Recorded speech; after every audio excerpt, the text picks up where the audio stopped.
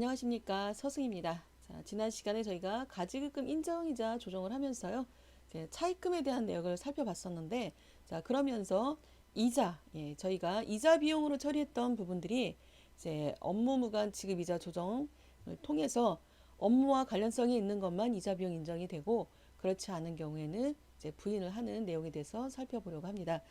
자, 우선 업무무관 지급이자 조정을 들어갈 건데요. 지난 시간에 가지금 인정이자 조정이 있던 걸 가져다가 쓰기 때문에 순서를 바꾸지 마시고 가지금 인정이자 먼저 계산하시고 난 다음에 업무무관 지급이자 조정을 이후에 하시는 걸로 순서를 잡으시면 되겠습니다. 자, 업무무관 지급이자 조정 들어가고요.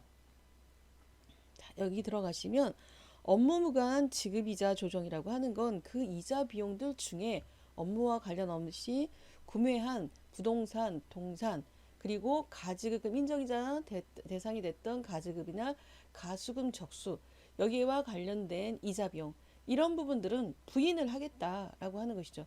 다 업무용으로 썼다라고 인정하지 않겠다라는 부분이라서 그런 내역에 해당되는 적수를 계산하는 부분이 먼저입니다. 자, 그래서 여기 보면 보통 갑지, 을지 그러면 갑지가 앞면이고 을지가 뒷부분인데요. 여기도 보면 을지 쪽에 항목들이 지금 여러 개 있습니다. 자, 그래서 저희가 업무무관 부동산이 있는가? 그러면 업무무관에 해당되는 동산, 부동산, 뭐 건물 이런 것들을 말하는 것이고요. 그 다음에 비업무용, 비업무용에 해당되는 토지나 뭐 건물 등이 있으면 그때 부동산의 적수에 들어갈 수가 있겠죠. 자, 그 다음에 업무와 관련이 없는 동산. 저희는 일반적으로는 업무무관 부동산 동산보다는 가지금, 가수금 적수 때문에 업무무관 이자를 많이 조정을 하니까 이쪽 부분으로 들어가 보겠습니다. 자, 여기 들어가서 세로 블록이 한번 눌러보시면요. 가지금 인정이자 조정할 때 나왔던 항목들이 조회가 됩니다. 자, 그래서 며칠 날 가지금, 가수금에 대한 적수를 반영하게 됩니다. 자, 적수 한 번씩 조회해서 세로 블록에서 데이터 나오는 대로 그냥 저장만 하시면 됩니다. 자, 그래서 을지 먼저 작성을 했고요. 그 다음에 갑지로 가겠습니다. 갑지로 가서 일단 세로 블록이 먼저 눌러주시고, 자, 그러면 이제 여기서부터 제가 잠깐 설명을 드릴 텐데요. 자, 이 주황색으로 된 이 부분이 이제 작업 순서라고 했었죠. 여기 1번에 차입금 적수 계산하는 것과 관련이 된 건데 이자율이 6%, 뭐 5% 이자에 해당되는 금액을 기재해 놓은 대로 불러 가지고 옵니다. 그래서 이 금액은 저희가 차입금에 대한 부분이랑 또 이자 계산해 놨던 부분을 보시고 직접 입력하셔도 됩니다. 여기 뭐 꼭 불러야 되는 건 아니고요. 자, 6% 지급이자 총액이 120만 원, 뭐 5%가 100만 원 있다. 자, 이런 식으로 그냥 입력을 하시면 관련된 차입금 적수를 거꾸로 계산해 줍니다. 자, 계산해 주는데 자, 여기서 항목에 보시면 이자 비용을 부인할 때 순서가 있습니다. 부인하는 순서가 있는데 일단 제일 먼저 기간 미경과분 경과분은 아예 빼고 시작합니다. 그러니까 여기 이자 중에서 올해께 내년 거 미리 지급한 이자 있어서 성급 비용으로 대체한 것. 그래서 성급 비용 대체분 먼저 차감하고. 그래서 아예 여기서 뭐 120만 원 중에 10만 원이 내년 거 미리 낸 것이다. 그러면 아예 그냥 여기다가 110만 원 이렇게 입력하고 출발하시면 됩니다. 그냥 미경과분 먼저 빼시고요. 자, 그 다음에 이제 두 번째가 이 제목에도 잠깐 나와 있는데 채권자 불분명 사채이자, 그 다음에 세 번째가 수령자 불분명, 그 다음에 건설자금이자. 자, 빼고 그 다음에 위에 업무무관 부동산 등과 관련된 차입금 지급이자. 업무무관 지급이자. 자, 이렇게 해서 순차적으로 부인을 해나간단 말이죠. 자, 그러면 이제 여기서 부인을 해나갈 때 첫 번째가 기간 미경과분 아직 안 된 거 여기서 지급될 금액에서 먼저 차감해버리면 되고요. 그 다음에 채권자 불분명 이자 여기 지금 칸을 보시면 칸이 이렇게 두 칸으로 되어 있는 걸 보실 수가 있습니다. 요 1번 라인에 두 칸이죠. 자, 이건 뭐냐면 위에 칸이 채권자 불분명, 그다음에 아래 칸은 수령자 불분명 이렇게 보시면 돼요. 그래서 이자 금액만 넣어주시면 차입금 적수는 자동 계산해서 빠지게 됩니다. 다음으로 건설자금 이자. 자, 건설 중인 자산에 해당되는 차입금, 관련된 차입금이 있을 때 건설자금 이자를 빼주면 되고요. 그럼 이제 이게가 남는 금액이 차감 적수, 차감 이자가 됩니다. 자, 이 남아있는 금액이 다음 순서인 이쪽 지급이자 쪽으로 넘어가게 돼요. 자, 그래서 지급이자로 이제 넘어가게 되면 여기서 업무무관, 부동산 적수, 동산 적수, 계산해서 적수 중에 가지급금과 관련된 적수, 얘를 차입금 적수에서 차감을 하고, 그리고 나서 요 금액과 관련해서 불산입할 금액이 얼마인가라고 하는 거를 계산하게 된다라는 것이죠.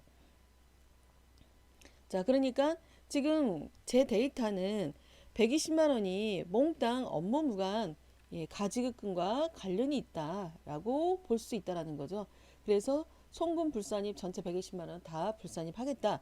그러니까 불산입 다 했으니까 결과적으로 뭐가 돼요? 이자 비용 인정 안 하겠다 이렇게 되는 것이죠. 자, 그러면 이제 순서대로라면 만약에 제가 10만 원 중에 120만 원 중에서 예를 들어서 뭐 성급비용 이자가 있었다라고 하면서 10만 원을 뺐으면 110만 원만 가지고 출발하겠다 이런 뜻이 되는 거고요.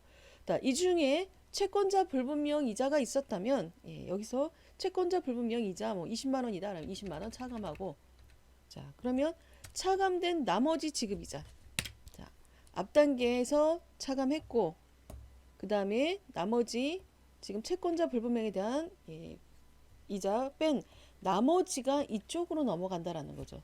그래서 나머지 중에서 업무무관과 관련해서 적수에 대한 이자 비용 불산입을 계산하겠다 이렇게 보시면 됩니다. 그래서 이제 이렇게 업무무관과 관련된 지급이자 불산입을 시킨다라는 것이고요. 자, 그러면 이렇게 계산이 돼서 불산입이 나오면 불산입에 해당되는 만큼 합계 등록 통해서 부인시키시면 되겠죠.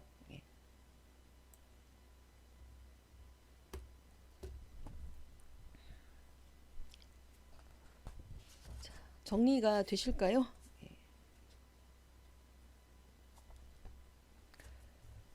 자, 그러면 저는 지금 막 데이터를 임의로 수정을 했기 때문에 나와 있는 내역이 지급이자 채권 불분명 이렇게 나와 있는데, 채권자 불분명 제가 다시 원위치 시켜서 지급이자 120만 원 가고 그 다음에 채권자 불분명 없다. 그러면 원래대로 120만 원이 그대로 다 불산입이 되겠죠. 그래서 업무무관과 관련된 이자에 대한 조정을 진행하실 수가 있는 겁니다. 자, 그리고 이제 조정을 하고 나면 조정사항이 생겼죠. 송금 불산입.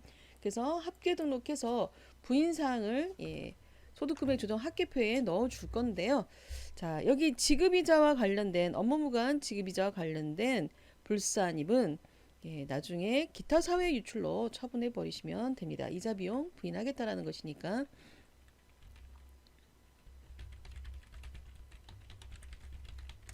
금액은 120만 원 넣고, 자, 그 다음에 기타 사회 유출 처분하시는데 여기도 나와 있죠. 비업무용 부동산과 관련된, 그 다음에 동산과 관련된 채권자 불분명, 수령자 불분명 각각 조정사항이 나와 있습니다.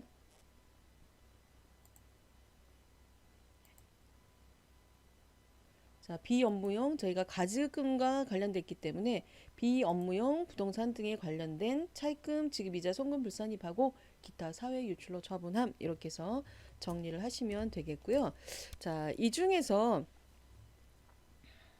건설자금 이자와 관련된 부분은 건설자금 이자는 잠깐만 옮겨 보겠습니다. 이렇게 자, 조정하실 때 채권자 불분명.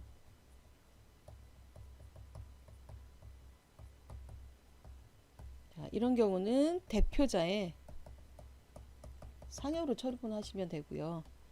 자, 그 다음에 건설자금 이자. 건설자금 이자는 유보 처분하시고, 건설자금 이자는 원래 건물이면 건물 건설자금에 해당되는 자산에 포함시켰어야 될, 원가에 포함시켰어야 될 이자이기 때문에 유보로 처분하시면 되겠고요. 그 다음에 지금 하고 있는 업무 무관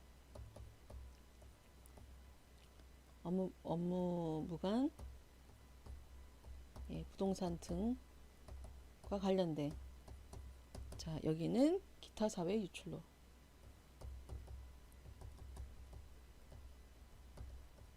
자, 이렇게 해서 처분을 하시면 됩니다.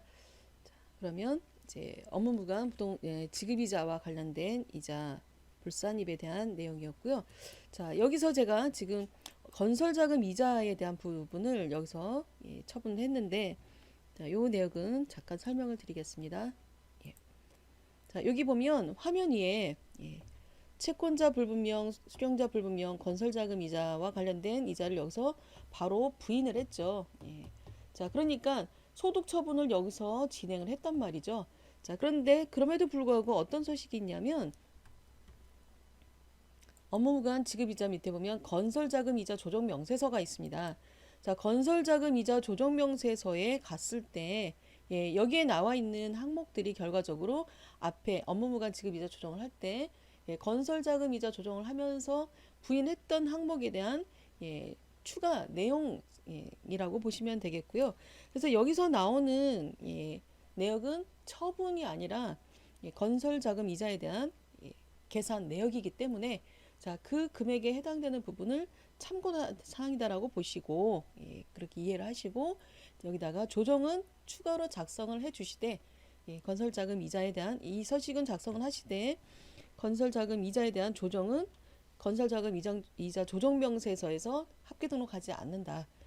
건설자금 이자 조정명세서를 통해서 건설자금 이자에 해당되는 불산입 금액을 계산을 하는 것이고, 자, 여기에 계산이 된 내역이 업무무관 지급이자 조정에 들어가서 지급이자를 부인시킬 것이다. 이렇게 정리를 하시면 되겠습니다.